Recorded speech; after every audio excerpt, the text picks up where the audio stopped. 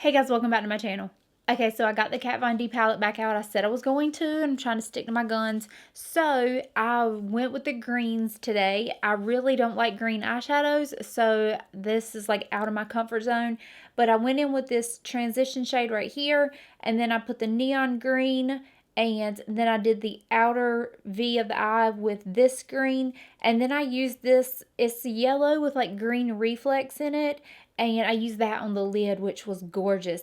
And then I went underneath the eye with this green, and then I followed up with that yellow underneath it. It smoked it out like so pretty, and I think this is a great look. I guess because I've got dark hair again, I can do more things, and I just love this green. So if you want to see how I got it, then just go ahead and keep watching. Okay, I'm starting with that warm brown transition shade and from the center that I showed you, and I'm putting that on a fluffy brush and just putting that into the crease and then taking it upward over my crease a little bit. This takes a lot of blending because that shade is very close to my skin color, and so I have to keep adding and blending and adding and blending. That takes a little bit of time, and it's not much payoff for a lot of your time. So that's why people get frustrated with the transition shades and they just like keep going and skip it, because look how much time that takes. I mean, that's a lot of adding and blending and adding and blending. Okay, now I'm going in with the MAC 213 brush, and that's just a little bit smaller brush but still fluffy, and using that neon green, and I'm taking that to the crease and bringing it down over the lid. I find that if you bring it down over the lid, it will make your lid shades apply better. So that's why I do that.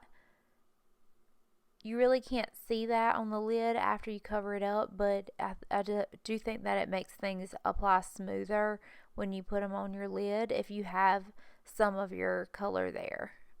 So that's another shade. You know, green is going to be hard anyway. So you just got to keep building until it's there. But it's coming together.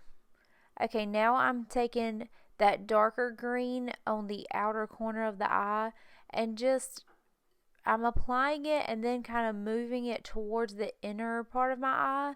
So I tapped it down into its place, and now I'm moving it when I don't have any extra product on. So that's kind of like how you blend it out. Like if you tap it down and then move it around. Tap it down, move it around. Okay. And now I'm going in with that yellowish green shade that you really can't tell in the palette just how pretty these are, and then you touch it and it's like, wow.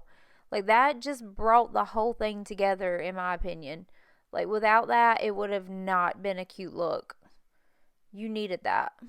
Okay, now I'm going in with that darker green, and I'm just going to run that underneath my eye, just right along the lower lash line, and just make sure you don't leave any skin showing if you can.